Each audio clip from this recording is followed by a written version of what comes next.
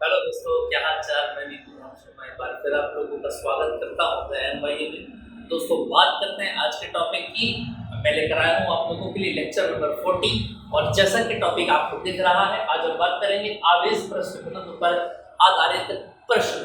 तो देखो दोस्तों, सबसे पहले मैं आपको बताता हूँ टाइप नंबर 4 मैं यहाँ पर आपको करा रहा हूँ। इन्हीं टाइप के अकॉर्डिंग आप अपनी बुक्स में से या अपने स्कूल कॉलेजेस जहाँ से भी आप पढ़ रहे हैं या आप जिस भी बुक को उठाएंगे, टाइप के वाइज अकॉर्डिंग सारे क्वेश्चन आपसे हल हो जाएंगे मिनटों में। चलिए तो बात करते हैं आज की सबसे पहले टॉपिक का नाम है, देखेंगे जरा, आवेश पृष्ठ घनत्व। और यह आवेश पृष्ठ घनत्व होता क्या, अगर मैं बात करूं तो याद रखेंगे आप, आवेश पृष्ठ घनत्व होता है सिग्मा।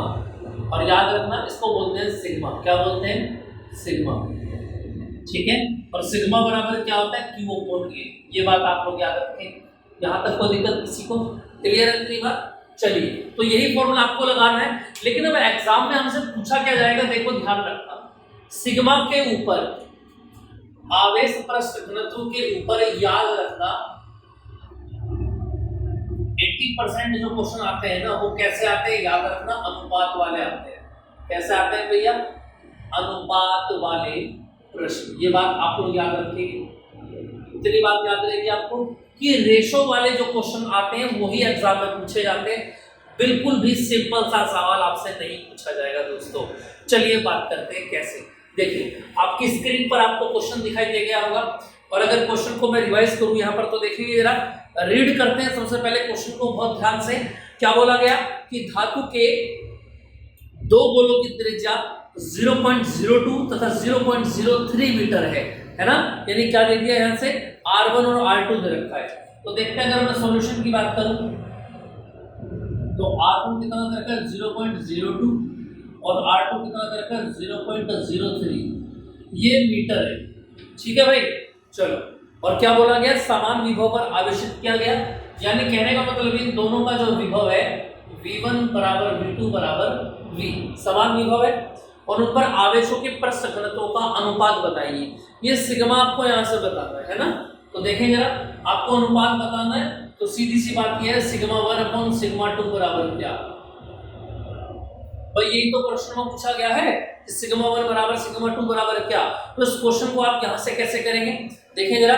चलिए देखो जी, अब इस प्रश्न को आप यहाँ से कैसे करेंगे, सबसे पहले मैं आपको बता देता हूँ। हमारे पास केवल R है और सिग्मा है, तो हमको एक ऐसा फॉर्मूला बनाना होगा यहाँ पर जिसमें सिग्मा और R ही आ पाए। कैसे करेंगे देखिए जरा। वी नो दैट, सबसे पहले मुझे पता है सिग्मा बराबर क्या होता है, Q अपॉन A होता है। ठीक है, चलो। Q बराबर क्या होता है? C इंटू V होता है अपॉन A होता है। भाई Q बराबर C इंटू V होता है, क्लियर बात है। सिग्मा बराबर, देखो जरा, अब A की अगर मैं बात करूँ, C अगर ऊपर लिखा हुआ है तो C बराबर क्या होता है? 4 by epsilon not into R। ये V ऐसा ही रहेगा। और A की अगर मैं बात करूँ तो कितना आएगा? 4 पाई R square.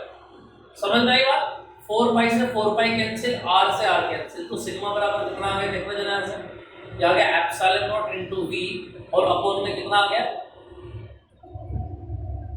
Epsilon not into V upon में कितना आ गया? यहाँ से R आ गया। यानी हमको एक रिलेशन समझ में आ गया, क्या? सिग्मा और R। सिग्मा जो होगा वो इनवर्स होगा किसका? R का होगा। आगे बात समझ में। अब इसी से हमको बच्चों फॉर्मूला बना देना है, और फॉर्मूला हमारा क्या बन पाएगा, देखो जरा, ये ऊपर है तो ये नीचे है। तो यानी अगर वो दोनों सिग्मा 1 ऊपर है तो R1 नीचे आएगा, और अगर सिग्मा 2 नीचे है तो R2 कहाँ जाएगा? ऊपर आ जाएगा। और इसी से क्या बन गया? हमारा फॉर्मूला बन गया। तो देखना जरा, अगर मैं बात करूँ आपसे, सिग्मा 1 अपॉन सिग्मा 2 बराबर, बोलो R1 कितना है? 0.02 और R2 कितना है? 0.03। पॉइंट से पॉइंट खत्म हो गया। ये कितना आ गया? सिग्मा 1 रेशो सिग्मा 2 बराबर कितना बनेगा? ये 3:2। और यही क्या गया? आप लोगों का रेशो आ गया। इतनी बात समझ में आ पा रही है? ये ट्रिक आप कब लगाएंगे, याद रखना, जब आपका ये V समान होगा।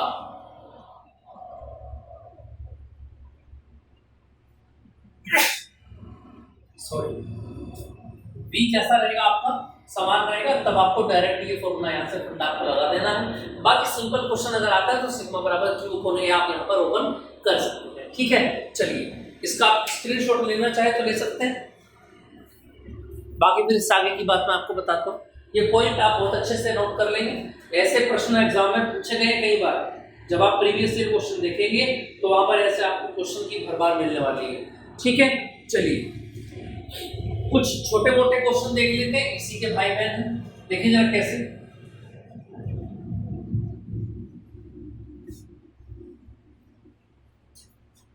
देखो जी, स्क्रीन पर दिखाया गया क्वेश्चन के अंदर ध्यान देंगे आप, क्या बोला गया। कुछ ऊर्जा से रिलेटेड क्वेश्चन भी आपको यहाँ पर मिल जाएंगे। देखें जरा क्या बोला गया क्वेश्चन के अंदर। 100 वोल्ट बैटरी द्वारा, यानी V बराबर कितना है,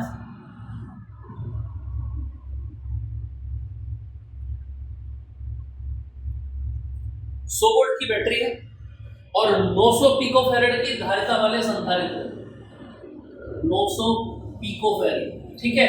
और पिको हटाएंगे तो कितने से गुणा करेंगे, 10 की घात। अच्छा ये 900 पहले ही है यहाँ पर, तो 900 गुणा 10 की घात माइनस के 12 फैरेड, यानी कितना हो जाएगा 9 इंटू 10 की पावर 2 है, और 12 में से 2 गया कितना बचेगा, माइनस का 10 फैरेड बचेगा। ठीक है, और बोला क्या गया, उन पर आवेश का संधारित्र में कितनी स्थिर वैद्युत ऊर्जा संचित होगी, ये आपको आराम से बताना है। U बराबर क्या है, तो U का तो डायरेक्ट फॉर्मूला आप लगा सकते हैं भाई। U के 3 फॉर्मूले मैंने आपको बताए थे, लेकिन आपको देखना क्या है, एक ऐसा फॉर्मूला आपको U का बताना है जिसमें क्या आ जाए, C भी आ जाए और V भी आ जाए। तो सीधी सी बात है, हाफ CV²। क्लियर है कि नहीं, बोलो C कितना है ऊपर से, 9 इंटू 10 की पावर माइनस के 10, और V² कितना बोलो ऊपर से 100 इंटू 100। क्लियर है, तो यहाँ से कितना बन जाएगा बोलो, 2 से डिवाइड कर दो उसको, कितना बनेगा ये 0, और 9 5 जा 45, 10 की पावर कलेक्ट कर लेते हैं, कितना था -10, यहाँ से कितना बनेगा 1 2 3, 10 की पावर 3 हो गई, और 10 में से 3 जाएगा तो माइनस के 7 बचेगा कि नहीं बचेगा, ये आ जाता है आपका। इतनी बात समझ में आ पा रही है, तो ये कंसेप्ट आपको समझ में आ गया होगा कि आवेश प्रश्न घनत्व पर आधारित प्रश्नों का सॉल्यूशन आप किस हिसाब से कर पाएंगे। ठीक है, चलिए इसके साथ एक क्वेश्चन मैं आपको और यहाँ पर दे देता हूँ, बिल्कुल होमवर्क में आप करेंगे इस तरीके के क्वेश्चन को। टाइम यही है, यही टाइम मैंने आपको बताई है, और होमवर्क में आपको क्वेश्चन को करना है। देखिए जरा क्या बोला गया, 6 माइक्रोफैरेड के संधारित्र C बराबर कितना हो गया, 6 माइक्रोफैरेड, माइक्रो हटाएंगे तो 10 की पावर -6 से मल्टीप्लाई हो जाएगा। ठीक है, चलिए संधारित्रों को 100 वोल्ट तक आवेशित किया गया, V बराबर कितना हो गया, 100 वोल्ट हो गया, और बोला गया आगे कि संधारित्र में संचित ऊर्जा का मान बताइए। U आपको निकालना है, C और V दे रखा है, सीधा सा फॉर्मूला लगाएंगे, U बराबर हाफ CV²। क्लियर है, चलिए नेक्स्ट प्रश्न पर देखते हैं। ये आप लोग करेंगे और याद रखेंगे, मैंने आपको बताया है 2 क्वेश्चन मैंने करा दिए, थर्ड का आंसर आप यहाँ पर मेंशन करेंगे कमेंट में, जो भी बच्चे पढ़ रहे हैं। उसके बाद क्वेश्चन नंबर 4 मैं आपको दे रहा हूँ, ये भी आप लोगों को करके दिखाना है। देखिए जरा क्या बोला गया, एक समांतर प्लेट वायु संधारित्र की धारिता कितनी है, 100 माइक्रोफैरेड है। अब देखो याद रखना क्या, नंबर 4 वाले में बता रहा हूँ, 100 माइक्रोफैरेड, यानी जब 1 माइक्रो हटाएंगे तो 10 की पावर -6, और फिर 1 माइक्रो हटाएंगे तो 10 की पावर -6, तो कितना आ जाएगा 6 6 12, और 12 में से 2 गए तो कितना बचेगा बोलो, 1 इंटू 10 की पावर -10 फैरेड। और बोला क्या गया है कि 50 वोल्ट तक आवेशित किया जाता है, यानी V बराबर कितना हो जाता है, 50 वोल्ट तक आवेशित किया जाता है, तो इसमें संचित ऊर्जा कितनी होगी, U बराबर क्या, U का सीधा सा फॉर्मूला है हाफ CV²। इसका आंसर आप लोग बताएंगे, मेंशन इन कमेंट बॉक्स, और नेम भी आपको लिख के देना है। समझ में आ रही है, जितने बच्चे वीडियो देख रहे हैं जरूर आप इसका आंसर बताएंगे। समझ में आ गया, चलिए इतनी बात क्लियर है। एक क्वेश्चन मैं आपको और यहाँ पर दे देता हूँ, इसको आप घर से करेंगे। डेली के 5 से 6 क्वेश्चन में एक वीडियो में आपको करा देता हूँ, जो आपके लिए एनएफ होगा क्वेश्चन के लिए। ठीक है, देखिए क्या बोला गया, एक 8 माइक्रोफैरेड संधारित्र का विभवांतर 20 वोल्ट से बढ़कर 30 वोल्ट का कर देने पर, देखो 20 वोल्ट से कितना कर दिया,